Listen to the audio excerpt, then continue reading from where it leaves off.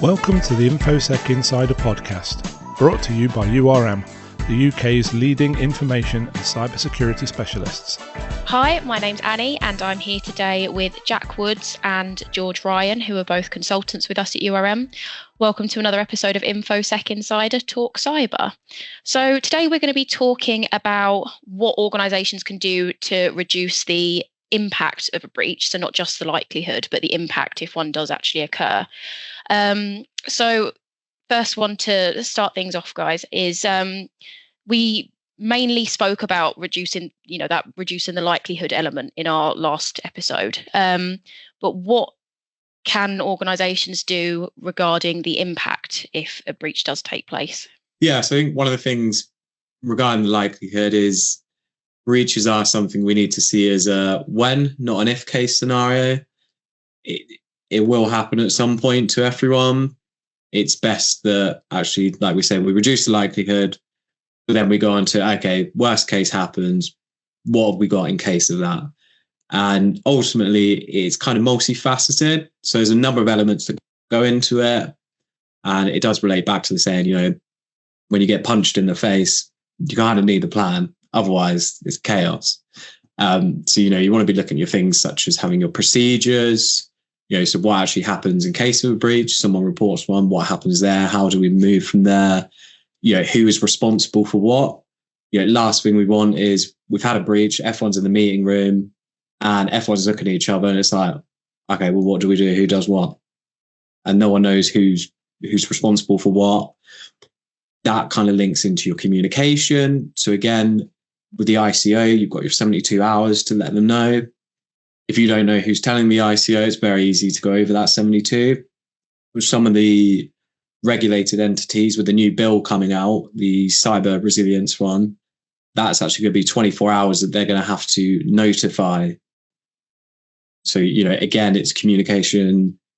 Who's responsible for doing that in the first 24 hours? Do we even know that we need to do that? Again, getting more technical. Some cases, it's knowing when to pull the plug and go, okay, we've had enough of a breach. We're going to have to stop everything. We're going to have to isolate, come off the network. We just need to stop whatever's going on. Similar to that, reducing our kind of impacts by having our backup. So the case of ransomware, we've got all your data, we've encrypted it. Okay, we need to deal with that. But in the meantime, let's get those backups up and running so we've actually got something to work off of. So we're not losing our kind of operational capabilities. And, we've got, again, further, it's only having the privileges that people need. So one of the first things that an attacker does when they get into your system, we're talking about a breach where an attacker's in, is it's how can I move laterally? How can I escalate what I have? How can I get the keys to the kingdom for where I am now? If you give everyone, for example, admin access and everyone can change everything, well, you're kind of giving them what they need straight away. Yeah, I think that's the key thing. There's a few kind of types of breaches that we touched upon there. And I think the key one is that the likelihood that you'll get attacked by an external kind of threat actor isn't high, but it's never zero. And that's the thing that you need to consider. And it isn't high for some organisations. Some organisations, they're at the top of the list for every kind of threat actor out there. But for those kind of potentially lower level, small to medium sized enterprises, they're not necessarily the main targets unless they're obviously working with those bigger organisations. And I think the other part is it's the people focus. And I think we mentioned in the last episode, the focus on people and awareness, and that's where the kind of focus should be on reducing the likelihood. And like we've said, it's not that it will ever be zero, but the more that you can reduce it, hopefully we can limit the impact as much as possible there as well. Amazing. Thanks, guys. So just to zoom in on some of the stuff you talked about there, let's start with procedures. So what kind of things need to be in place? Yeah, so the kind of things you want to be looking at here are generally kind of incident response plans, business continuity plans, disaster recovery plans, those kind of things you want to have in place. You want kind of backup means of communications as well in the event that your kind of Teams is unavailable or something like that. You may want to use kind of a third-party provider to provide you with access, or you may use kind of WhatsApp or kind of groups within Slack or something like that. Something essentially just any form of backup communication that could be used to kind of communicate whether or not kind of there's an incident going on, what that incident looks like. But in terms of the incident response plans, you want to have things such as responsibilities, which George kind of communicated earlier, that outline who's in charge in the event of an incident, who does it escalate to, who classifies the incident, and where it goes from there. And then once it's been classified, what that kind of meeting looks like, the triage and analysis. And once you've kind of determined, okay, yeah, this is what's going on, we need to do something about this, that's when you look at the containment aspect of it. So George mentioned a little bit earlier about pulling the plug, disconnecting from the network. That would be a kind of an option for containing a breach, if that's a kind of a malicious user on someone's device, kind of putting that device in a sandbox, kind of cutting it off from all of the networks that it was accessing, is a good way to kind of contain that. And then you can kind of work through eradicating that. You might kill the device, kill the credentials that person had, and restart essentially with a brand new user, brand new device, and kind of go from there. Obviously, if the breach is more significant than that and there has been an impact on the organization, the kind of the following step after getting the person off of the network or killing devices would be that recovery. So what was impacted? What did that look like? Have we got backups that we can restore from? Was the thing that person was working on critical to kind of ongoing business? If yes, is there anyone else that's doing it that can kind of pull in and carry on doing that work while that other person has got no credentials and no device, that kind of stuff? And then your final aspect of that is putting it all together at the end, talking about how it happened and what can be done to kind of reduce that likelihood even further. And those are the kind of key main stages that you want to focus on when you're looking at an incident response life cycle. It's kind of identifying the reporting aspect, obviously the most important, really. Triage analysis, containing it, eradicating it, recovering, and then having your post-incident review. Especially with 27001, there's a focus on kind of lessons learned, continual improvement. So those would be the key things to consider. And then on top of that, you've kind of got business continuity plans. So we kind of leaning into a bit of that when we were talking about the recovery aspect and the backups and things like that. But business continuity plans, the backup groups, the backup forms of communications, what recovery time objectives do you have for those services? What recovery point objectives do you have for those services? Is it likely that this incident is going to mean that you're going to go beyond those? And then if so, who needs to be notified? Is it stakeholders? Is it the ICO? Is it kind of customers? Those kind of things all need to be kind of considered as part of your incident response, business continuity. And then disaster recovery is kind of another step beyond that. Kind of does what it says on the tin. It's recovery from disaster. So you want plans in place that go beyond just kind of continuity, but where you're actually needing to recover from really significant breaches. That would be the kind of the key things that you would need to put in place in terms of procedure documentation. Yeah, absolutely agree with that. And I guess like it is, isn't it? So I think some people forget sometimes, even with the communication, there's nothing wrong. Yes, F1 remote works at the moment. it can just be a text to leadership to say, right, come to the office and we'll discuss it there. It doesn't always have to be super technical. You can go back to in person. Mm-hmm.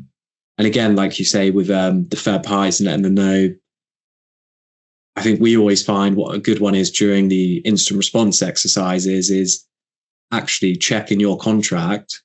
Do you have your MSP, for example? Do you have 24/7 support? Or is it worst case Friday, 5 p.m. and your MSP says, well, actually, that's not in the contract, so we're not going to help you. We haven't got the facilities, and you're stuck. And then, you're looking to do an emergency outsource, which can be very costly. Yeah, and that's a good point. It's some organisations look to insure against these kinds of things, and with some of those kind of cyber insurances, you have those people on standby that in the event of an incident, they can come in, they can help you recover, they can kind of conduct the forensics work to see what happened, how it happened, and what that looks like for you going forwards. So those options are available to people. They potentially, they obviously come at a premium. There's a price to pay for those things, but the other argument would be, can you really put a price on protecting the organisation? I suppose it depends on what your threat landscape looks like and how risk averse you may be. You mentioned like pulling the plug or disconnecting. Could you elaborate on that a little bit more, please? Yeah. So essentially that is at the point where you're saying, right, this needs to stop. We need to prevent any kind of activity going out of the organization. So, for example, what a lot of attackers will do is they'll have what's known as like a C2 server. So command and control, they'll be in your landscape and they'll be looking to exfiltrate the data and send it off to their server that they've already set up. So often if you Google the term Mimicache, you'll see loads of people have used that as their server before. The idea of us pulling the plug is we're cutting off all connection to the outside world. We're denying everything coming in on the firewall. We're disabling our network interfaces. We're resetting active sessions, our MFA tokens. We're looking at resetting that to force and prompt MFA again. Essentially, all we're trying to do is stop anything leaving, stop anything coming in. So what can happen, a good example is a lot of people learning penetration testing. So learning how they can, breach and exploit, etc.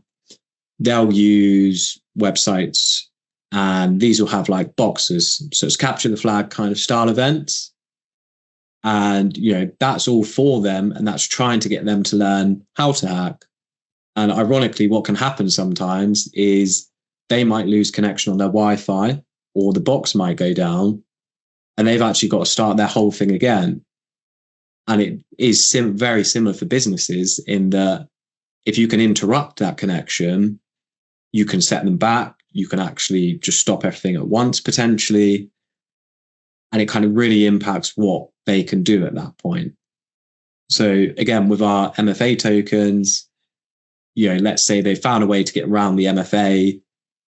Someone had an old token and they've been able to use that to get access. But you've now just kicked this person off, reset the MFA, and they're going to need that code again. They're going to have to get that code again. So potentially you've just blocked them out just through shutting everything off. What I will say is when it comes to pulling the plug, and sometimes it gets a bit more complicated, is that you may know that someone's in your environment. You actually may be advised sometimes to not pull the plug straight away to get a better understanding of actually what they're doing, what their actions are. Because ultimately, when you do pull the plug, chances are they're going to know that you've pulled the plug.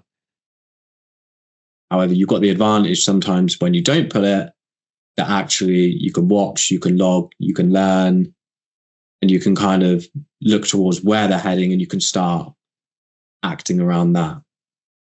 So it's a really, in some cases, pulling the plug, it's a big choice to make, and it does depend on a lot of factors. Sometimes it's not the best initially, other times just pull the plug. So it really is case specific. Yeah, and then again, there are ways to kind of like what George was alluding to there about learning what the the person's trying to do, what the malicious act is trying to achieve, there are ways that you can learn that obviously a bit more safely. So you can use things like honeypots, which is essentially just a decoy network that is used to mimic kind of what's going on internally in your organization. And you can use that to run kind of services, put fake files in there, stuff like that, lure those kinds of attackers in, and then start collecting data on what they're trying to exfiltrate, what they're trying to learn from you, what that looks like. And then as soon as you feel you've got the intelligence, you're happy with what you've collected, you can just kind of, because it's isolated, you could just kill it, and there's no kind of fallback to you. It might annoy them potentially if they obviously found out. But yeah, it's a technique that a lot of organisations will tend to use to kind of collect that level of threat intelligence. And then what about you've mentioned segregation a couple of times. What about segregation? Where does that come into it all? Yeah, so essentially, as we kind of alluded to earlier, when an attacker is in your environment, one of the first things they're going to do is kind of look around, see what is there, what's available, how can I move laterally. With segregation, so for example, this is having different virtual networks, separate tenants, etc. What we're kind of looking at doing is keeping things that don't need to be tied together separate. So we don't want to give everyone access to our development network where we've potentially got our source code, we've got very sensitive testing. We want to make it so it's very hard for them to actually be able to jump from that area from another area. So for example, when we have our demilitarized zones, we're actually having a barrier between the networks that we trust and the networks that we don't. So someone coming in on the internet, we're having it so sure they can access our web server, they can access our website, etc. But our back-end databases, well, actually, they're going to need to have another step here. So they may get into the web server, but actually, it's going to be very hard for them to then move from there to get our kind of sensitive information in our database. Essentially, what we're trying to do is, you go into the jewelers, for example, and there are things on show. You can see the watches. The watches are there. However, to actually get to the watch, you would need to be on the other side as the worker with the key to unlock it. So actually, our trusted kind of area, sure, you can have a look, you can see this, but to get past that, they actually need to be behind with the key in hand. So all we're doing with segregation is we're just keeping what needs to be separate from each other and just limiting the chance of an attacker being able to just kind of jump around wherever they want. Ideally, we want them, if they are in our system, to essentially be stuck on an island. They can't get anywhere else. They can't just, call up Uber and then go to our dev network. They're kind of stuck where they are. You also mentioned backups earlier. I feel like this might be a bit of an obvious question, but how does this help?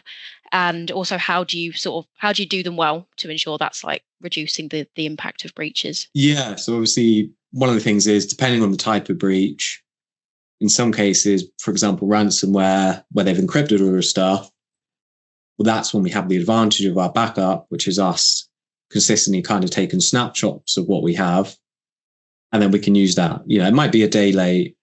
We might have lost a day's information. We've not lost the kind of last 10 years.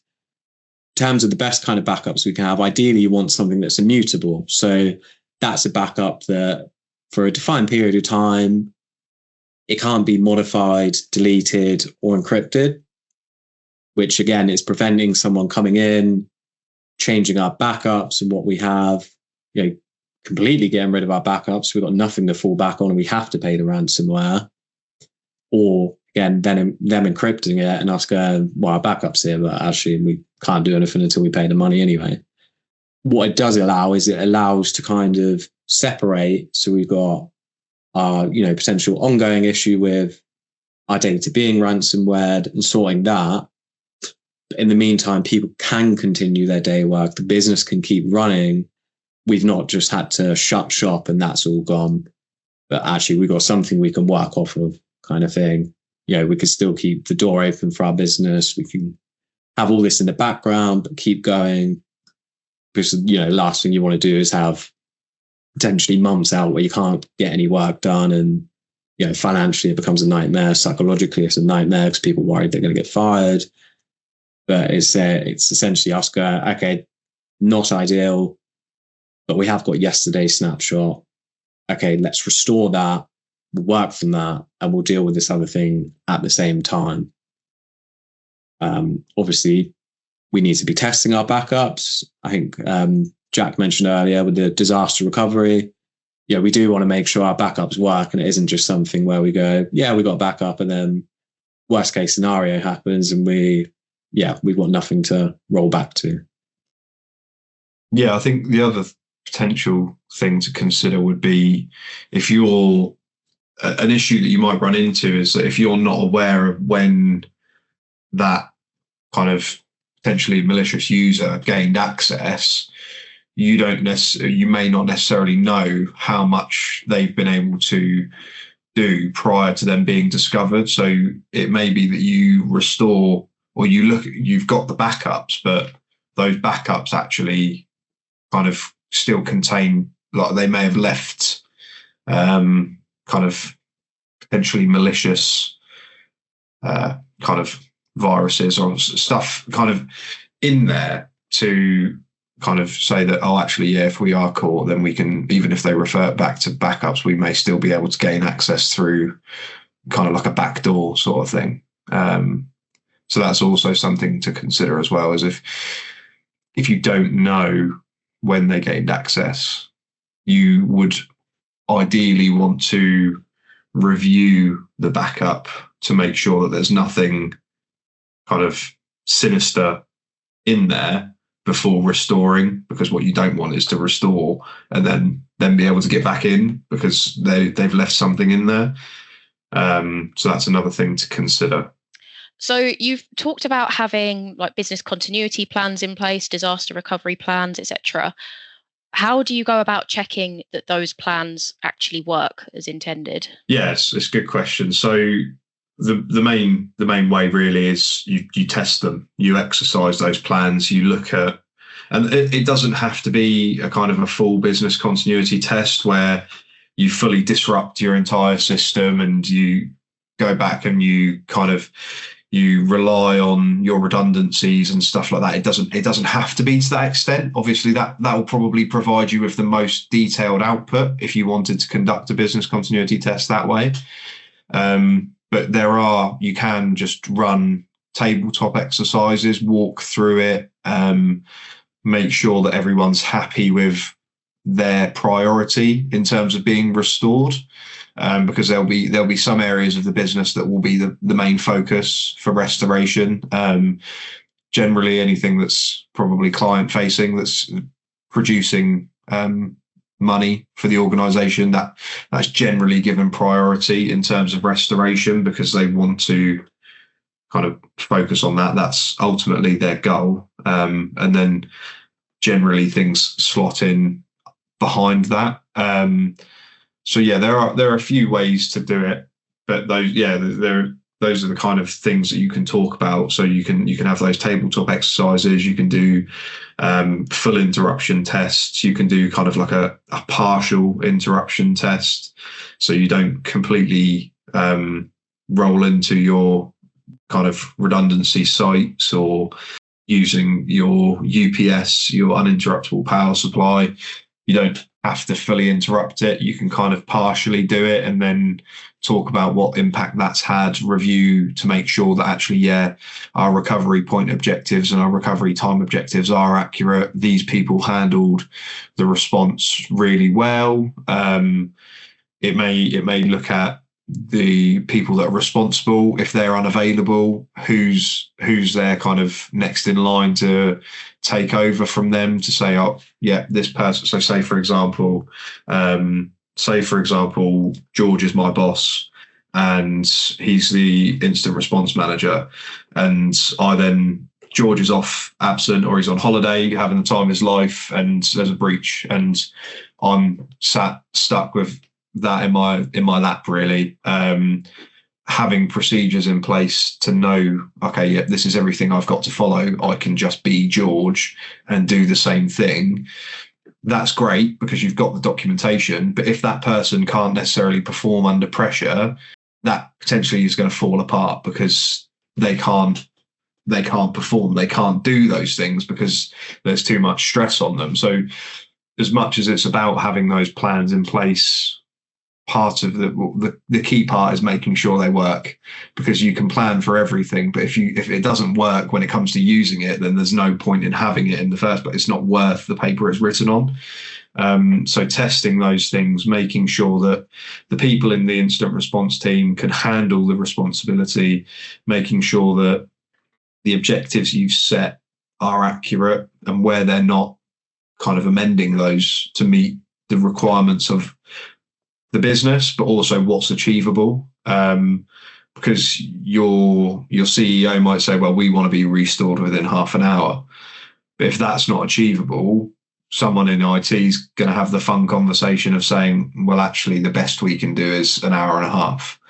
And then there's a separate conversation as to, is there anything more we can do to get it down to that half an hour kind of recovery objective?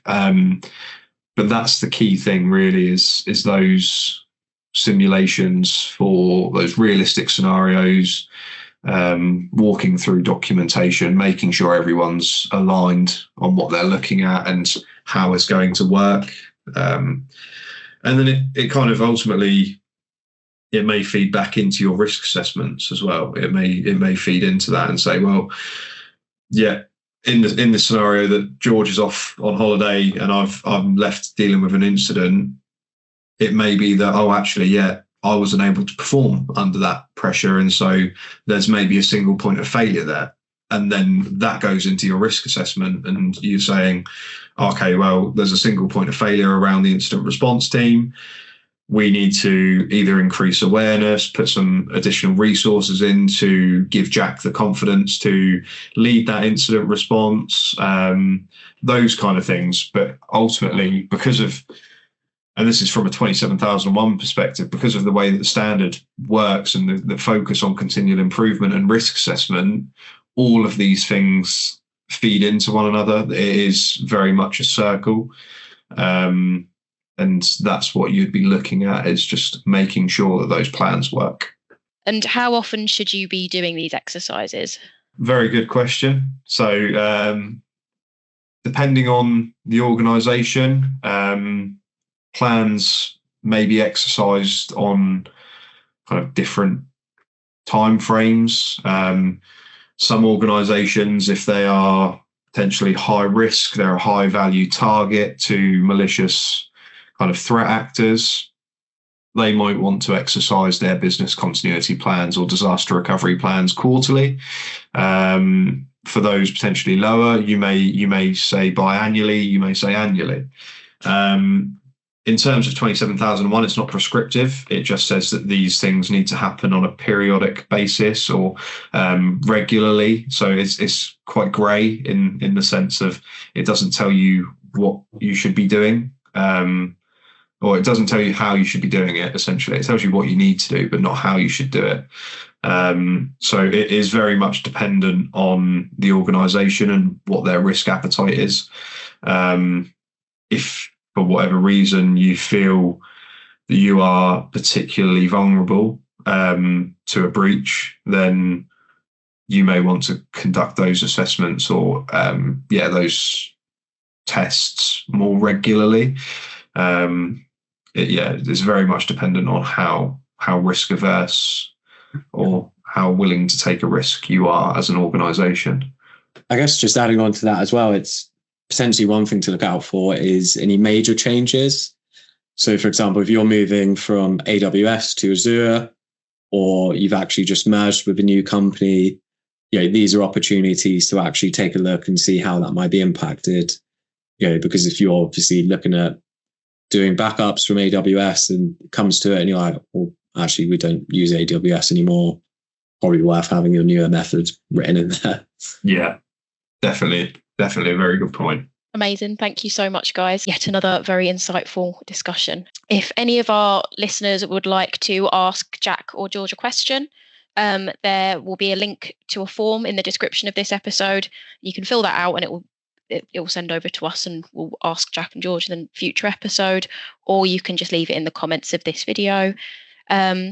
And if you would like to read up a little bit about this topic, we've got a blog on our website, urmconsulting.com, which is called Minimising the Impact When a Breach Occurs. So please go and give that a read, and thank you very much for listening today.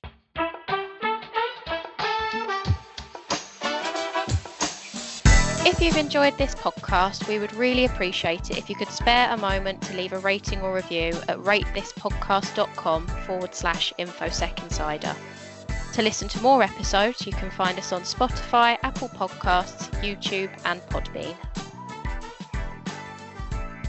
Thank you for listening to URM's InfoSec Insider podcast.